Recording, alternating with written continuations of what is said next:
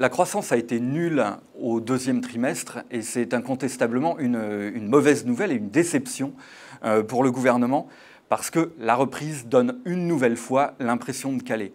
Les ménages ont moins consommé qu'au premier trimestre, dans un contexte de chômage élevé et malgré la baisse du pétrole.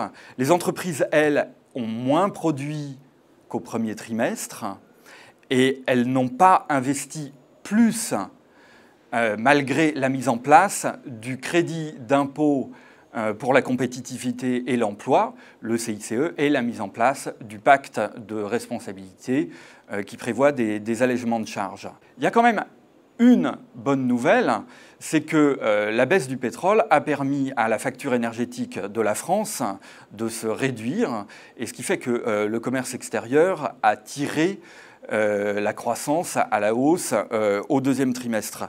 Mais bon, on a quand même un problème, c'est que les chefs d'entreprise n'ont toujours pas vraiment confiance.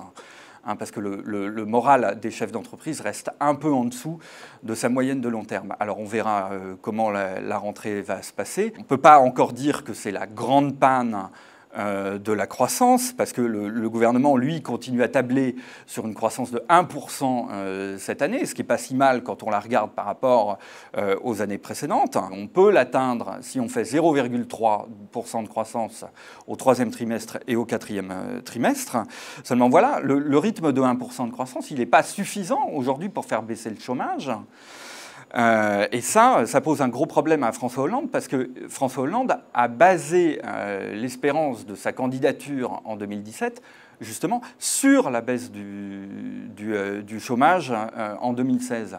Et l'autre problème que va avoir le gouvernement dans les semaines qui suivent, c'est que, évidemment, les frondeurs du PS, la gauche du PS, va probablement de nouveau donner de la voix et remettre en cause la politique économique du gouvernement, c'est-à-dire les allègements de charges, puisque je vous rappelle que le pacte de responsabilité et le CICE, c'est à peu près 41 milliards d'euros de baisse de charges pour les entreprises. Et on voit déjà que fin juillet, le Bureau national du PS a voté pour un rapport qui prévoit une réorientation de ces baisses de charges, une réorientation qui profiterait à l'investissement public et aux collectivités locales. La rentrée risque d'être chaude et notamment la discussion budgétaire qui va s'ouvrir à l'Assemblée fin septembre, début octobre. Mais alors d'ores et déjà, Michel Sapin, donc le ministre de l'économie et des comptes publics, a publié dans Le Monde une tribune dans laquelle il explique qu'il n'est pas question de revenir sur le cap de la politique économique du gouvernement. Et ça vous rappellera quand même un peu la rentrée 2014.